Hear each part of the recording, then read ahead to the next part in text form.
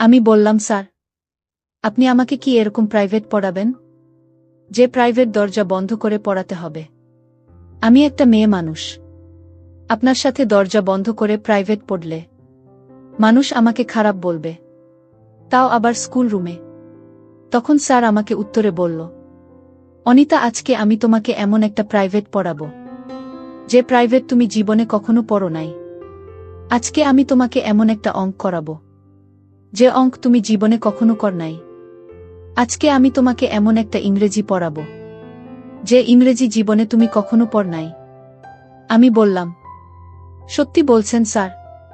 Sir বলল, হ্যাঁ অনিতা, আমি সত্যি বলছি। তারপর বন্ধুরা স্যার আমাকে খালি রুমে একলা ডেকে নিয়ে পরীক্ষায় ভালো নম্বর দিবে বলে প্রাইভেট পড়ানোর নামে আমার সাথে যা করল, তা শুনলে বন্ধুরা তোমাদের মাথা গরম হয়ে যাবে। সত্যি বলছি বন্ধুরা, আজকের গল্পটি অনেক অনেক ইন্টারেস্টিং। আশা করি তোমরা শুনে অনেক মজা পাবে। পুরো গল্পটি শোনার জন্য বন্ধুরা তোমাদের নিকট আমার বিনীত অনুরোধ। বন্ধুরা, তোমাদের নিকট আমার ছোট্ট একটি অনুরোধ, তোমরা দয়া করে আমার চ্যানেলটিকে সাবস্ক্রাইব করে আমাকে সাপোর্ট করবা। বন্ধুরা, আমার নাম অনিতা। আমি কলকাতার একজন মেয়ে। বন্ধুরা, আমার বর্তমান বয়স 25। কিন্তু আমি তোমাদেরকে যে ঘটনাটি বলবো তা আমার জীবনের বাস্তব একটি ঘটনা, যা আমার মতো একটা ছোট্ট বালিকার সাথে কোনো শিক্ষকেই করা উচিত নয়। বন্ধুরা, আমার জীবনে ঘটে যাওয়া বেদনাদায়ক ঘটনা ঘটেছিল আজ থেকে প্রায় 9-10 বছর আগে। বন্ধুরা, আমি তখন কলকাতা শহরের একটি বেসরকারি স্কুলে ক্লাস 10-এ পড়তাম। আমি তেমন ভালো ছাত্রী ছিলাম না, কারণ টিভিতে সুন্দরী প্রতিযোগিতা দেখে দেখে নিজের সুন্দর চেহারা নিয়ে গর্ব করতাম আর ভাবতাম, চেহারা সুন্দর মানেই দুনিয়া আমার হাতের কাছে। তাছাড়া রাস্তাঘাটে ছেলে পেলে, স্কুলের টিচার, এলাকায় সবাই আমার দিকে তাকিয়ে থাকত। নিজেকে অনেক সেরা সুন্দরী ভেবে সব সময় সবাইকে এড়িয়ে চলতাম। আমি সব সময় আমাদের ক্লাসের স্যারদের কাছে প্রাইভেট পড়তাম। এতে করে স্যার ক্লাসে কিছু বলার সাহস পেত না, আবার ভালো মার্কস দিত। দেখতে দেখতে কিভাবে সময় চলে গেল তা বুঝতেই পারি নাই। একদিন আমাদের গণিতের শিক্ষক সুকেশ স্যার হঠাৎ করে নোটিশ দিয়ে দিল, আমাদের টেস্ট এক্সাম সামনে। আমি ছাত্রী হিসেবে তেমন একটা ভালো ছিলাম না। টেস্ট এক্সামের কথা শুনে আমার মাথা ঘুরতে শুরু করল। মনে মনে চিন্তা করতে শুরু করলাম, কিভাবে আমি টেস্ট পরীক্ষায় এলাও হব।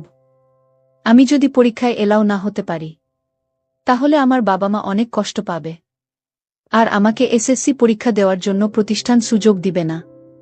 মনে মনে চিন্তা করতে লাগলাম, যেভাবেই হোক আমি টেস্ট পরীক্ষায় এলাও হতে হবে। আর যদি এলাও হতে না পারি, তাহলে আমার পড়ালেখা চিরতরে বন্ধ হয়ে যাবে। আমার এই সুখের জীবন, আরাম, আয়েশ, ঘোরাফেরা, স্বাধীনতা সবকিছুই চলে যাবে। বাবা মা আমাকে অন্য কোথাও বিয়ে দিয়ে দিবে যদি আমি পরীক্ষায় পাশ না করতে পারি। গভীরভাবে চিন্তা করতে লাগলাম, কিভাবে আমি টেস্ট পরীক্ষায় এলাও হব। মনে মনে চিন্তা করলাম, যদি আমাকে টেস্ট এলাও হতে হয়, তাহলে আমাকে খুব ভালো করে কয়েকটা দিন পড়তে হবে, এবং আমাদের প্রতিষ্ঠানের সবচেয়ে ভালো শিক্ষক সুকেশ স্যার, উনার কাছে আমাকে খুব মনোযোগ সহকারে প্রাইভেট পড়তে হবে। যদি আমি ছুটির পর আমি উনার এখানে বেশ কয়েকদিন প্রাইভেট পড়ি ব্যক্তিগতভাবে, তাহলে মনে হয় আমি পরীক্ষায় ভালো করতে পারব। এই চিন্তা করে আমি সুকেশ স্যারের কাছে চলে গেলাম। আমি স্যারকে গিয়ে বললাম, স্যার, আমি আপনার কাছে একটা প্রয়োজনে এসেছি। স্যার বল, কি প্রয়োজন? আমি বললাম, স্যার, আমি আপনার কাছে প্রাইভেট পড়তে এসেছি। স্যার, সামনে আমার টেস্ট পরীক্ষা, আর স্যার আপনি যদি আমাকে প্রাইভেট না পড়ান, তাহলে নিশ্চিত স্যার আমি ফেল করব। প্লিজ স্যার, আমাকে 1-2টা মাস সময় দিন। স্যার, আপনার পড়া ছাড়া আমি কারো পর তেমন বেশি একটা বুঝি না। আপনি আমারে অঙ্ক, ইংরেজি সব মিলিয়ে পড়াইবেন, আমি আশা করি। স্যার, আপনি যদি আমাকে পড়ান, তাহলে আমি নিশ্চিত পাশ করব। প্লিজ স্যার, আপনি আমাকে অল্প কিছুদিন সময় দিন। স্যার আমার কথা শুনে একটা মুচকি হাসি দিয়ে বললেন, অনিতা, ধৈর্য হারা হচ্ছ কেন? তুমি আমার স্কুলের ছাত্রী। তোমাকে পাশ করানো আমার নৈতিক দায়িত্ব। তুমি কোনো টেনশন করো না অনিতা। কাল থেকে তুমি আমার এখানে প্রাইভেট পড়তে আসবে। আমি তোমাকে খুব মনোযোগ সহকারে পড়াবো। কিন্তু অনিতা, তোমাকে আমি পরীক্ষায় 100% পাস করিয়ে দিব। কিন্তু আমার একটা শর্ত তোমাকে মানতে হবে। আমি বললাম, কি শর্ত স্যার? স্যার বলল, অনিতা তুমি খুব সুন্দর। আমার স্কুলের সবচেয়ে সুন্দরী ছাত্রী তুমি। যদিও আমার তোমাকে কথাটা বলা উচিত নয়, কিন্তু অনিতা, তুমি খুবই সুন্দর। তুমি যদি আমাকে একটিবার সুযোগ দেও, তাহলে যে কোনো মূল্যের বিনিময়ে আমি তোমাকে টেস্ট পরীক্ষায় পাশ করে দিব। এবং কি এসএসসি পরীক্ষায়ও ভালো রেজাল্ট করার জন্য আমি তোমাকে রাত্রে দিনে পড়াবো। তুমি শুধু আমাকে একবার। আমি বললাম, স্যার একবার কি? স্যার বলল, বোকা মেয়ে বোঝে না। তুমি অনেক সুন্দর। তোমার সুন্দরের কোনো তুলনা হয় না। আমি তোমার দিকে চাইলেই আমি যেন তোমার মধ্যে হারিয়ে যাই। অনিতা, আমি তোমার সৌন্দর্যের মধ্যে একবার হারিয়ে যেতে চাই। আমি বললাম, স্যার আমি পরীক্ষায় পাশ করব বলে আপনার কাছে টাকা দিয়ে প্রাইভেট পড়তে এসেছি। কিন্তু আপনি যে স্যার এত নীচ, আপনি যে এত খারাপ, তা আমি আগে জানতাম না। স্যার আপনি কি করে আপনার মেয়ের বয়সী একটা মেয়ের সাথে মেয়ের বয়সী একটা মেয়েকে এরকম প্রস্তাব দেন?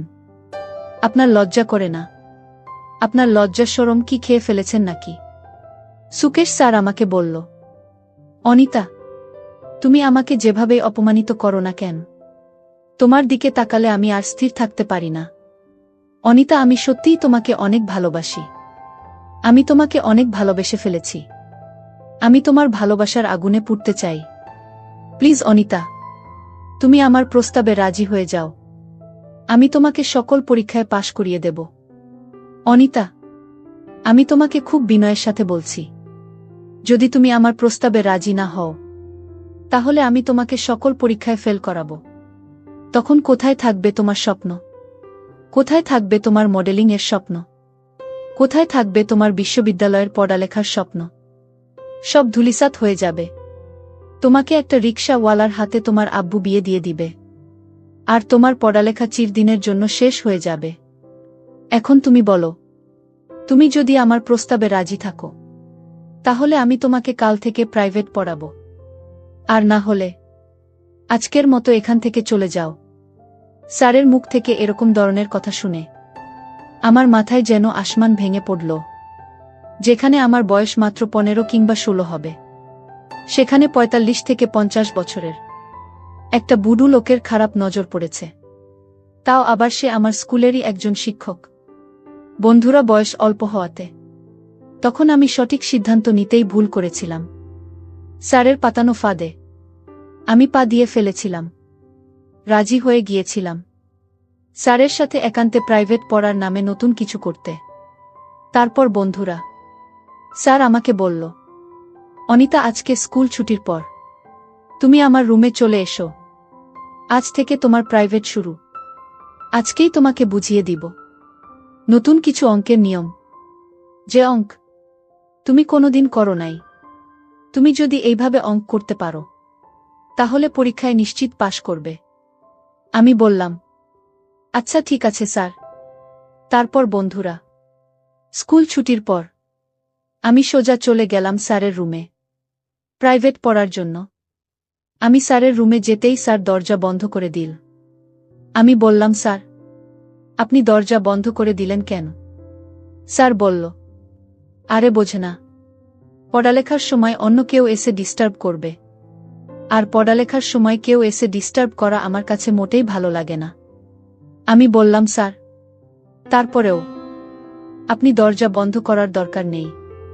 স্যার বলল, কেন? আমি যদি দরজা বন্ধ করে তোমাকে প্রাইভেট পড়াই, তাহলে তোমার কোনো সমস্যা? আমি বললাম, না স্যার, আমার কোনো সমস্যা নেই। তারপরও আমি একটা মেয়ে মানুষ, এভাবে দরজা বন্ধ করে রাখছেন, এটা মনে হচ্ছে ঠিক না। তারপর স্যার আমাকে বলল, অনিতা আমি তোমাকে আজকে যে প্রাইভেট পড়াবো, সেটা তোমার জীবনের প্রথম প্রাইভেট। এরকম প্রাইভেট তুমি আর কখনো করো নাই। সুতরাং এই প্রাইভেট দরজা বন্ধ করে পড়াতে হয়। আমি বললাম, স্যার, আপনি আমাকে কি এরকম প্রাইভেট পড়াবেন যে প্রাইভেট দরজা বন্ধ করে পড়াতে হবে? আমি একটা মেয়ে মানুষ। আপনার সাথে দরজা বন্ধ করে প্রাইভেট পড়ালে মানুষ আমাকে খারাপ বলবে, তাও আবার স্কুল রুমে। তখন স্যার আমাকে উত্তরে বলল, অনিতা, আজকে আমি তোমাকে এমন একটা প্রাইভেট পড়াবো যে প্রাইভেট তুমি জীবনে কখনো পড় নাই। আজকে আমি তোমাকে এমন একটা অঙ্ক করাবো যে অঙ্ক তুমি জীবনে কখনো কর নাই। আজকে আমি তোমাকে এমন একটা ইংরেজি পড়াবো যে ইংরেজি জীবনে তুমি কখনো পড় নাই। আমি বললাম, সত্যি বলছেন স্যার?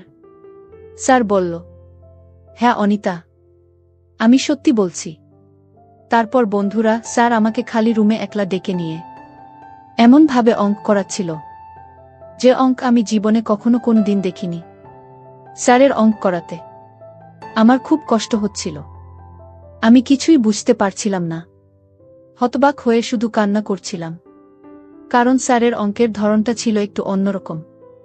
বুঝতেই তো পারছেন বন্ধুরা, স্যার আমাকে কোন ধরনের অঙ্ক করিয়েছিল। এভাবে বন্ধুরা স্যার আমাকে পড়ার ফাঁকে ফাঁকে প্রতিদিন বিশেষ ধরনের একটা অঙ্ক করাতো, যে অঙ্কটা করাতে প্রথম আমার খুব কষ্ট হয়েছিল। কিন্তু এভাবে স্যার আমার সাথে 1-2 মাস অঙ্ক করার ফলে খুব ভালোই লেগেছিল, এবং এইভাবে আমি আমার টেস্ট পরীক্ষায় উত্তীর্ণ হয়েছিলাম। অবশেষে আমি এসএসসি পরীক্ষায় পাস করেছিলাম। কিন্তু এই পাসটা হয়েছিল একটা বিনিময়ের পাস। এই সামান্য একটা সার্টিফিকেটের জন্য আমার জীবনের সার্টিফিকেটের একটা গুরুত্বপূর্ণ অংশই আমাকে বিসর্জন দিতে হয়েছিল। যাই হোক বন্ধুরা, এটা আমার জীবনের একটা বেদনাদায়ক করুণ অধ্যায়। আমি জানি হয়তো তোমরা বন্ধুরা আমার কথাগুলো অনেকেই বিশ্বাস করবে না, আবার অনেকেই বিশ্বাস করবে। পরেও বলছি বন্ধুরা, পৃথিবীতে এমন কিছু ঘটনা ঘটে যা মানুষ বিশ্বাস করতে খুবই কষ্টসাধ্য হয়।